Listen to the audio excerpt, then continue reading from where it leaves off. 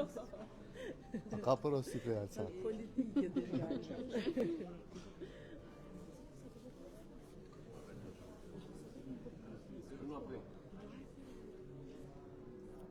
Pa ne možemo da ćemo, majke. Važi, ajde, čao. Повелете ми. Добро, денеска Ренална академија со помош од Шведската амбасада заедно со Клиниката за нефрологија и со Министерството за здравство една работилница која што мислам ќе користи доволно за сите тие што работат со бубрежни проблеми, посебно за Клиниката за нефрологија. Баш ми е мило што заедно со Шведската амбасада успеваме да направиме, ако не се лажам, по втори или по трет пат вака академија, која што ни е многу корисна за сите во државата. Тука се присутни повеќе експерти по оваа проблематика од Шведска и вакви работилници посакувам да има се почесто и по сите области.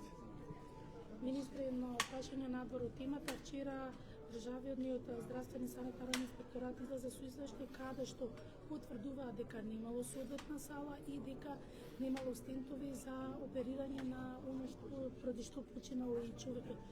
Кој е вашиот коментар и дали ќе има некаква, да речеме, санкција кон државната кардиохирургија или пак ќе барате и испитување во приватната клиника што ги вратила, а при тоа зимаат пари од фондот за тие интервенции? Уште еднаш ќе повторам, анеуризма на аорта е сериозна диагноза. Јас не сум ја прочитал се уште, сега одам во Министерство, прво дојдов тука, па одам во Министерство за здравство, ќе го видам извештајот. Секако ќе треба да има и стручна комисија веднаш, да се констатира.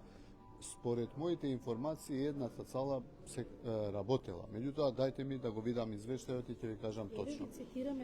Готово, ако нема дека таа сала работела на вистина, меѓутоа доколку пациентот би се оперирал во таа сала, неговата шанса да преживее била 1 до 3%, што значи дека не бил за таква операција, бил за ендоскопска операција, а салата за ендоскопска операција не работела. Во мајќера. Затоа и барале сала и ендоскопска операција од торакална хирургија кој што немало стент графтови. Моето прашање е што ако денеска дојде таков пациент, дали повторно ќе му се случи истото како на првиот пациент и каде да се оперира? Не таков пациент, сите сме потенцијални пациенти, на сите може да ни се случува. За среќа во Македонија имаме 3 клиники во кои што се работат вакви операции, меѓу кои и државната и 2 приватни. Така да дајте ми да го видам извештајот од ДСЗИ и одговорно секако ќе има доколку имало пропуст или грешка. Ќе барате одговорност и приватната клиника, дали таму ќе оди можеби инспекција? Видете, секако дека треба, доколку е вистина дека и во приватните клиники немало. Крајција вечанчесот ке мини Академија Ренале циля супортоhet при амбасадës Suedis, gjithashtu me Ministrinë e Shëndetësisë, po edhe me Klinikën e Nefrologjisë, një shkollë për ato të cilët punojnë me smundjet e veshkëve. Besoj se kemi ekspert që kanë ardhur prej Suedie, të cilët do ta ndajnë dijen dhe përvojat e tyre me kolegët tonë këtu në Maqedoni.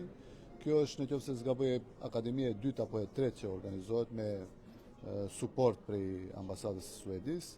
Besoj që sa më shpesh të ketë punëtori të këtilla ku ekspertë të shteteve të ndryshme së bashku me profesionistët tonë do t'i ndajnë përvojat e tyre dhe normalisht do të këmbejnë dituri mes vetë. Edhe për këtë rastin e këtij pacientit. Unë normalisht ende se kam pa raportin e inspektoratit sanitar, se erdha direkt këtu. Besoj se tash shkoj ministri sa të kryj këtu edhe e shoh raportin. Përgjegjësi gjithsesi do të ketë nëse është e vërtet kjo që e thon kolegët e juaja, sikur njëra sallë, unë kam informata se njëra sallë ka punuar, po më lejoni që ta shoh dhe nëse ka gabime apo lëshime, patjetër do të ketë përgjegjësi.